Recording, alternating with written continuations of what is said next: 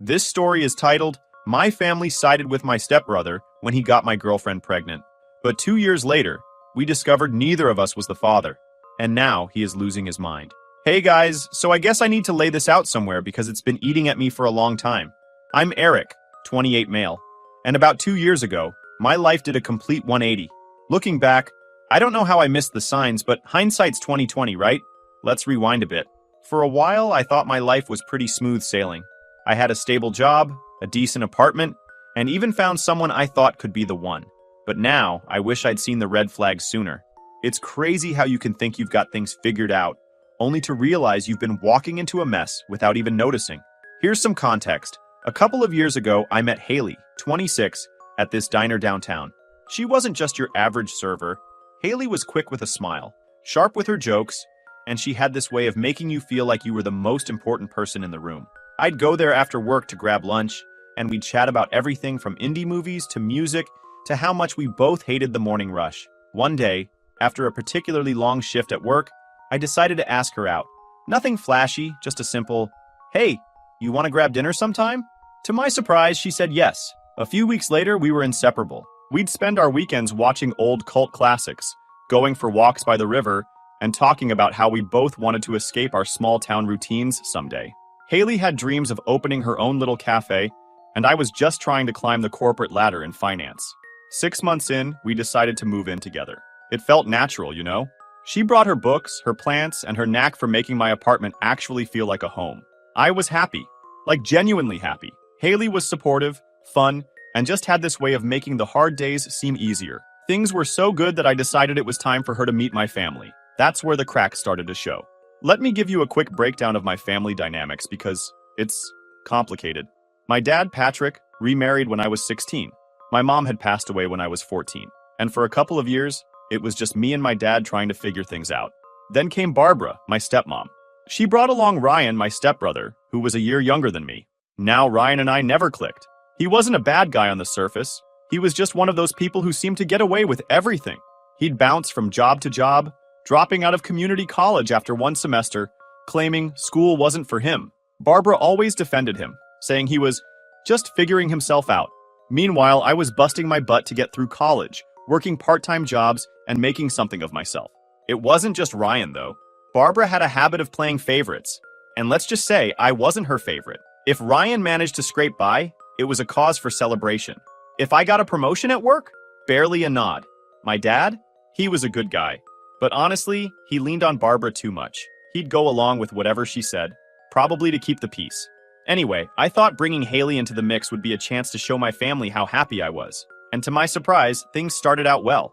Barbara was unusually nice, going on about how much she loved Haley's style and even asking her for tips on cooking. My dad seemed happy for me, and Ryan, I don't know. That's where things got weird. Ryan was unusually chatty that night. He kept asking Haley about her work, her hobbies, her favorite movies. He laughed a little too hard at her jokes. Jokes that weren't even that funny, if I'm being honest. At one point, he even offered to show her his comic book collection in the basement, which was something I didn't even know he still had. At the time, I brushed it off as Ryan just being friendly. Haley didn't seem bothered, and I wasn't about to ruin the night by overthinking it. After all, it was just one dinner. But then, over the next few weeks, I started noticing little things. Ryan suddenly became a regular at the diner where Haley worked. He claimed it was because he liked their food. But let's be real. Ryan wasn't the type to go out of his way for anything unless there was something in it for him. I asked Haley about it, and she shrugged it off. "He's just being nice," she said. "Maybe he's lonely or something." That sounded plausible, I guess. Ryan wasn't exactly swimming in friends. Still, something about it rubbed me the wrong way. I casually mentioned that weird vibe they have to my dad one day during a phone call. I wasn't trying to stir the pot, just venting a little. His response was classic dad. "Oh, I'm sure it's nothing, Eric. Ryan's just trying to be helpful. You should be glad they're getting along." That didn't help at all. Things escalated when Ryan started offering Haley rides home. It started on days when I was stuck at work late, and she didn't want to take the bus. "It's just a ride," she'd say. "You don't need to worry." And because I trusted her and wanted to avoid being the jealous boyfriend, I let it go. Looking back, I feel like an idiot for ignoring the signs. But at the time, I didn't want to believe my stepbrother could be crossing any lines. I mean, Ryan and I weren't close, but we were family. Surely he wouldn't, right? Fast forward a few months and everything felt like it was falling into place. Haley and I were talking about the future, moving to a bigger apartment. maybe even taking a vacation together. Life was good. Then came the day I stumbled across a pregnancy test in the bathroom. It was tucked behind a stack of towels, almost like it wasn't meant to be found. For a moment, I tried to convince myself it wasn't Haley's. Maybe a friend left it there, or it was some kind of mistake. But the doubt didn't last long. I brought it up to her later that day, not really sure what to expect. When I asked about it, she paused, then admitted it was hers. She said she'd been scared to tell me because she wasn't sure how I'd react. Hearing that hit me in a strange way. On one hand, I couldn't believe she hadn't told me sooner. On the other, I felt this wave of excitement I didn't expect. My head was spinning, but in a good way. I started thinking about the future, not just with Haley, but as a dad. It wasn't something I had planned for right then, but the idea of having a family, of creating something bigger than us, felt right. I couldn't stop picturing it. A baby in the house, family holidays, teaching them how to ride a bike or showing them my favorite old movies. It was like this switch flipped in me, and suddenly I wanted it all. That night, I made a decision. If this was happening, I wasn't going to drag my feet. I wanted to show Haley that I was all in, not just for the baby, but for us. So I left work early the other day, feeling more determined than I'd ever been. I went straight to a jewelry store, spent way too much time picking out the perfect ring, and didn't even care about the cost. I knew what I wanted, to take the next step with Haley and make this official. For the first time in a long while, I felt like everything in my life was falling into place. On my way home, Ryan called me out of nowhere. No, hey, what's up? Just straight to the point. We need to talk. Can you come over? It's important. I wanted to say no. I mean, I had stuff to do, and honestly, Ryan isn't usually the dramatic type, so part of me thought it couldn't be that serious. Still, something about the way he said it made me pause. It wasn't like him to call me like this, and definitely not to sound so intense. I debated for a bit, pacing around like an idiot. I had plans for the night, plans I wasn't ready to ditch, but I couldn't shake this weird feeling in my gut. So I figured I'd just go, hear him out, and then head out. The second I walked into his place, I knew something was off. I don't know why, but the vibe just felt heavy, like whatever he had to say wasn't going to be good. Before I even had a chance to sit down or ask what was up, he dropped it on me. And let me tell you, it was like someone had yanked the rug right out from under me. Everything I thought I knew, gone in an instant. When I entered his apartment, I got so confused I saw Haley sitting on his couch sobbing. Her makeup messed up and she looked miserable. I had no idea what she's doing there. Then Ryan looked at me and said exactly, Haley and I have been seeing each other. For months, my mind didn't even register it at first. Like it couldn't compute the betrayal. I just stood there, frozen, staring at both of them. Haley was still crying, tears streaming down her face, but she couldn't even look at me. Ryan, the guy who couldn't keep a job for more than a few weeks, who had always been a leech on my family, had the nerve to stand there looking guilty, like he was the victim here. I wanted to laugh, scream, or maybe just throw something, but all I could manage was, "Are you serious right now? How long has this been going on?" Ryan stared at the floor, shifting like a guilty kid caught stealing candy. "A few months," he said, barely audible. "It just happened." Just happened? What does that even mean? People trip and drop their phones. They don't just happen to sleep with their stepbrother's girlfriend. Before I could process that nonsense, Haley spoke up, her voice barely a whisper. "I'm so sorry, Eric. I didn't mean for this to happen." Her words cut deeper than Ryan's. Yeah, she didn't mean for it to happen? Was that supposed to make it better? I felt my chest tighten, anger bubbling up. "Didn't mean for it to happen?" I repeated, my voice sharper now. "You didn't mean to cheat on me with my stepbrother? That just happened?" She didn't answer. Instead, she covered her face with her hands, her shoulders shaking as she sobbed. Meanwhile, Ryan, of all people, decided he had something to say. He stepped forward, trying to calm me down. "Look, Eric, I get that you're mad. You have every right to be. But..." He hesitated, glancing at Haley, then back at me. "You need to know something else." I glared at him, already bracing for the worst. "What now, Ryan? What have you done too?" He hesitated again, rubbing the back of his neck like he was stalling. Then he dropped the second bomb. "The baby. It might be mine." I swear it felt like the floor just disappeared beneath me. My head started spinning. The baby. The one I'd been so excited about. The one I thought was the start of a family with Haley. It might not even be mine. I'd been picturing this future with her, planning to propose that night, and now I was standing in Ryan's crappy apartment, hearing this nightmare unfold. I turned to Haley, desperately hoping she'd deny it. "Is this true?" I asked, my voice quieter now, almost begging for her to say it wasn't. She nodded, tears streaming down her face. "I don't know," she said. her words barely audible through her sobs. I was going to tell you, but I was scared. Scared. Of course she was scared. So scared that she let me believe everything was fine while sneaking around with Ryan. So scared that she let me think I was going to be a father, when she didn't even know for sure whose baby it was. My fists clenched at my sides as I tried to stop the wave of emotions threatening to pull me under. Anger, betrayal, sadness, everything all at once. You know what? I said finally. You two deserve each other. I'm done. I didn't wait for a response. I turned and walked out, slamming the door behind me. My mind was racing, but as the anger simmered down, I knew I needed to tell my parents. At the very least, they needed to know the truth about Ryan and what he had done. So I went straight to their house, hoping for some kind of support or, honestly, just someone to listen. When I told them everything, Haley's betrayal, Ryan's involvement, and the baby situation, I expected anger or maybe even disappointment in Ryan. But instead, Barbara was quick to jump to his defense. Eric, these things happen. People make mistakes, she said, her tone so dismissive it made my blood boil. Maybe you weren't giving Haley what she needed. You can't blame Ryan for that. I couldn't believe what I was hearing. Are you seriously blaming me for this? Ryan went behind my back with my girlfriend, and you're making excuses for him? Barbara shook her head like I was overreacting. They're happy now, Eric. Don't you think it's better this way? It's not like you and Haley were married. My dad, who had been silent the entire time, finally spoke up. I thought maybe he'd be the voice of reason, but no. He just nodded and said, "It's probably for the best, son. You don't want to be in a relationship with someone who doesn't love you.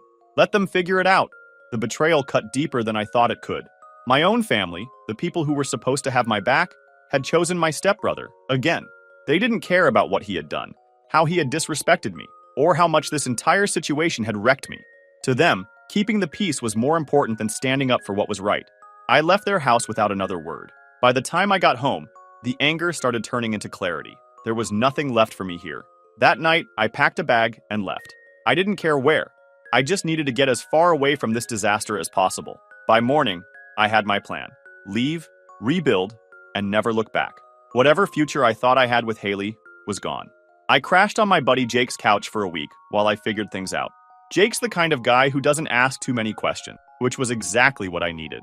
I applied for a transfer at work the next day. Luckily, my company had offices in a few different cities, and after a lot of back and forth with HR, they approved a move to their branch 2 hours away. It wasn't super far, but it was far enough that I didn't have to worry about running into anyone I knew. The first few months were rough. I moved into a tiny studio apartment that felt more like a shoebox than a home. I kept to myself, spending most of my time at work or zoning out in front of the TV. I was still untangling everything in my head. How Haley had betrayed me, how Ryan had crossed a line, and how my own family had taken his side without a second thought. I'll admit, I spent a lot of nights replaying everything in my head, trying to figure out where it all went wrong. Was it my fault for not seeing the signs sooner?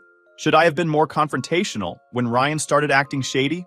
The self-blame was brutal, but eventually I realized that I couldn't change what happened. All I could do was move forward. That's when I decided to focus on myself. 2 years passed like this. Slowly but surely, I started to feel like myself again. I wasn't completely healed. There were still days when the memories would creep back in, but I was in a much better place. Then, out of nowhere, Haley showed up at my door.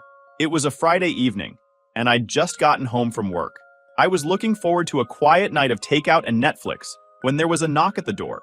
I wasn't expecting anyone, so I assumed it was a neighbor, or maybe someone delivering a package. When I opened the door and saw Haley standing there, holding a baby, I almost slammed it shut out of reflex. She looked different, tired, worn down, like life had taken a few swings at her. The baby, who couldn't have been more than a year old, was sleeping in her arms, bundled up in a faded blue blanket. For a moment, we just stared at each other. I didn't know what to say. The last time I'd seen Haley, she was crying on Ryan's couch, confessing that the baby she was carrying wasn't mine. Finally, she broke the silence. "Can we talk?" Every instinct in my body screamed at me to say no, to slam the door and tell her to get lost. But then I looked at the baby, small, innocent, completely unaware of the mess surrounding them, and something in me softened. "Fine," I said, stepping aside. "Come in." "So," I said, keeping my voice as steady as I could. "What do you want?"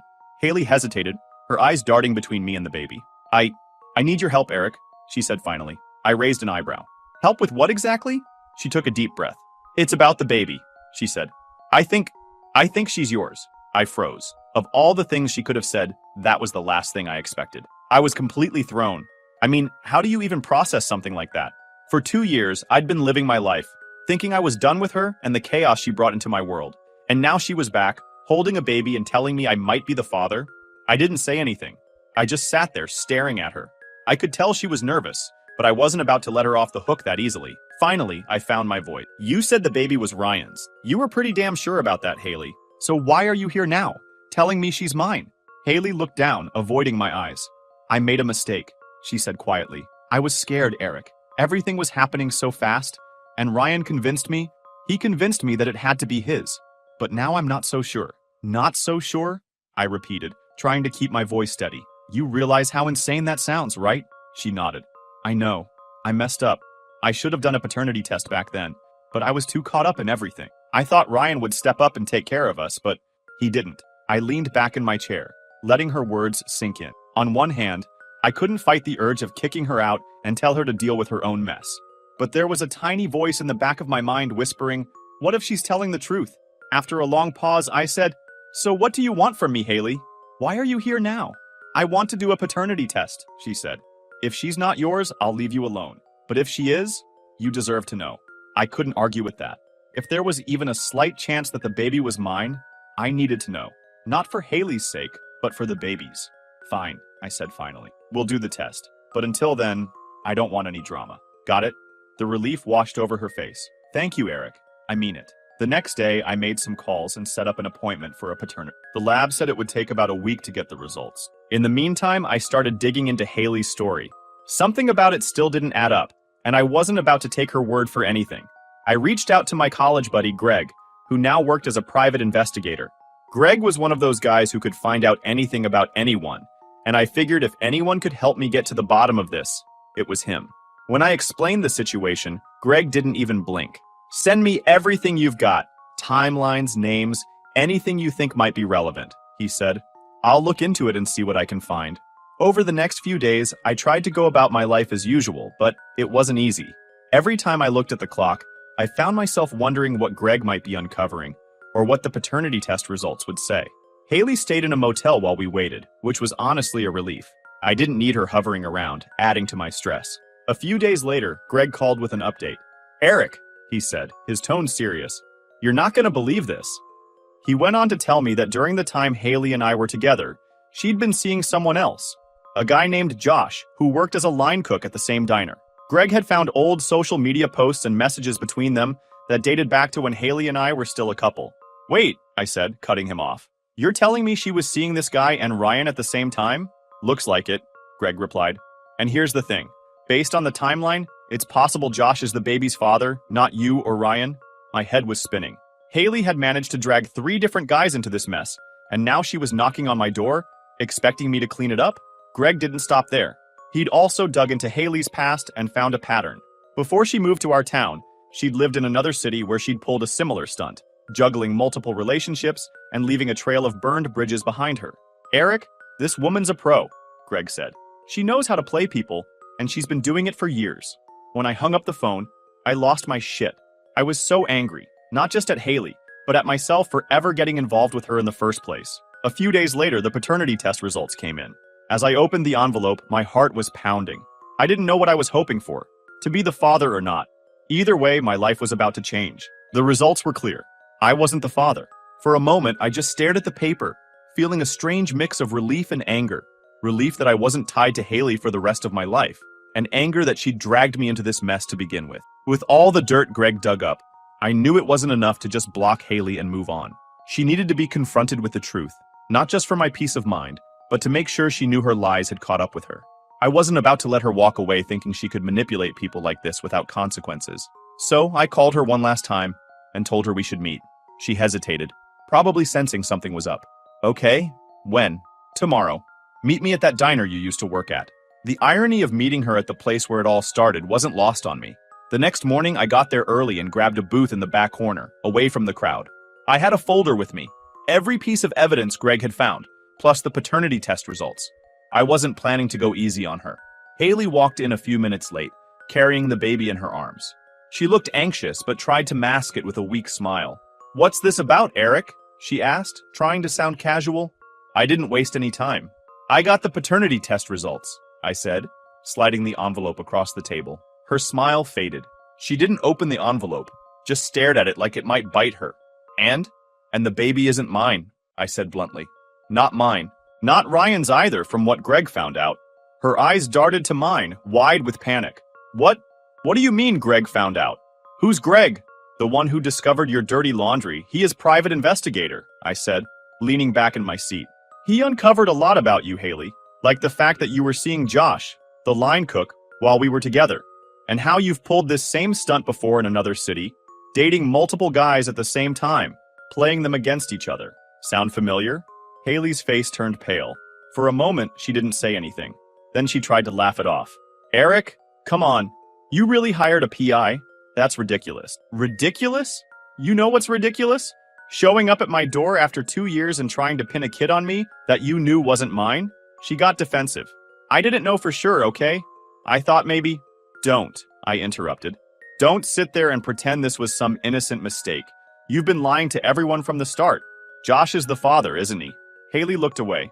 I don't know, she mumbled. Cut the crap, Haley, I snapped, pulling out the folder. I opened it and laid out the evidence.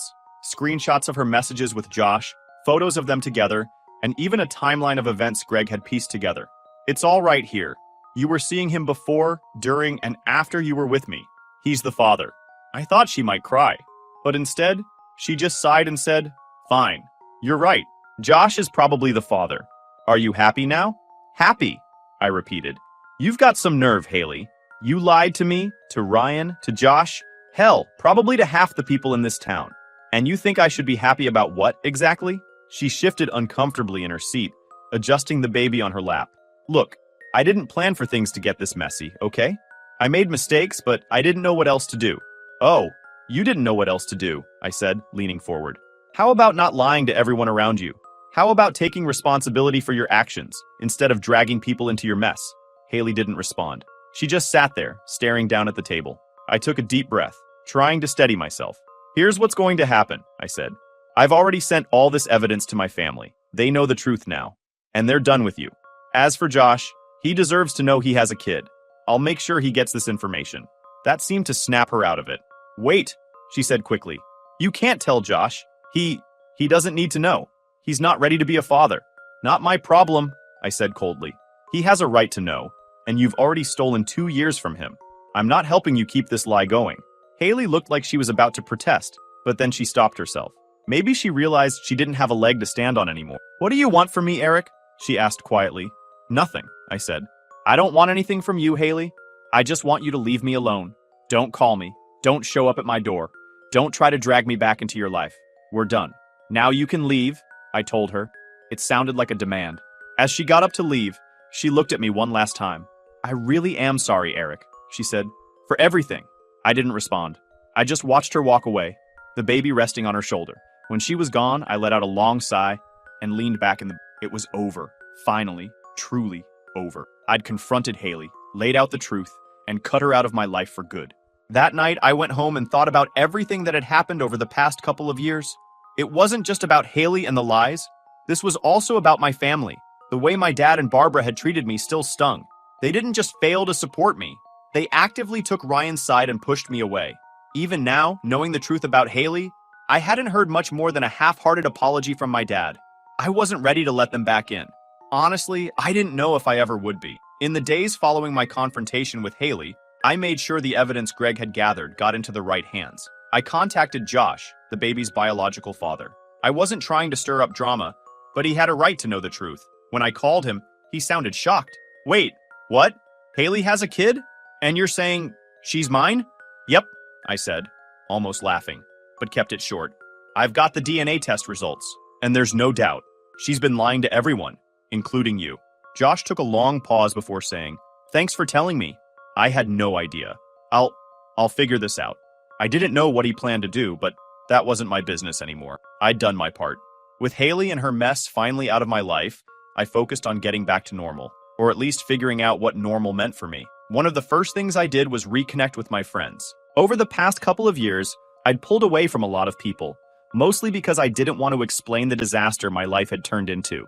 But now I realized how much I missed having those connections. Jake, the friend who let me crash on his couch when everything first went down, was the first person I called. We grabbed burgers at our favorite spot, and it felt like old times. We laughed, talked about work, and even planned a weekend trip to the mountains. It reminded me that not everything in my life had to be heavy and complicated. I also decided to double down on my career, and I started running on weekends. I joined a local running group, which not only helped me stay in shape, but also introduced me to new people. One of the group members, Sarah, stood out almost immediately. She was smart, funny, and had this no-nonsense attitude that I really appreciated. We started chatting during runs, and before I knew it, we were grabbing coffee after practice. It wasn't anything serious at first, just two people getting to know each other, but it felt good to have that spark again. As things with Sarah slowly progressed, I couldn't help but reflect on my relationship with Haley. At first, I was worried I'd carry that baggage into anything new, but Sarah wasn't Haley. She was honest and straightforward, and she didn't play games. It was refreshing. About 6 months after cutting ties with Haley, I got a surprise call from my dad. "Hey, Eric," he said, sounding hesitant. "I just wanted to check in and see how you're doing." "I'm fine." There was a long pause before he said, "I know things haven't been great between us, and I wanted to apologize. I didn't handle things the way I should have back then." It wasn't exactly the heartfelt apology I'd hoped for, but it was something. I told him I appreciated the call, but didn't say much else. I wasn't ready to forgive him yet. Barbara and Ryan didn't reach out at all, which was fine by me. From what I'd heard through the grapevine, Ryan was still bouncing between jobs, and Barbara was still coddling him. Some things never change. As for Haley, she stayed true to her word and didn't contact me again. Occasionally, I'd hear bits and pieces about her through mutual acquaintances. Apparently, Josh had stepped up and was trying to be a part of his child's life, but their relationship was rocky at best. It wasn't my problem anymore, though. With each passing day, I felt more and more like myself. The anger and bitterness I'd carried for so long started to fade, replaced by a sense of calm I hadn't felt in years. I was learning to trust myself again, to make decisions without second-guessing everything. By the time Sarah and I started officially dating, I realized I'd finally moved on. Haley's lies, my family's betrayal, Ryan's nonsense. It was all in the past. It didn't define me anymore. It's funny how life works out sometimes. What felt like the end of the world turned out to be the start of something better. Sarah wasn't just a fresh start. She was proof that I could let someone in again. She showed me what a real partner looks like. Someone who builds you up instead of tearing you down. And yeah, I guess that's it. To everyone who stuck around to read my story and shared your thoughts, thank you. Your support means more than you know. It's a reminder that even when people let you down, there's still good out there. Take care of yourselves, and don't settle for less than you deserve.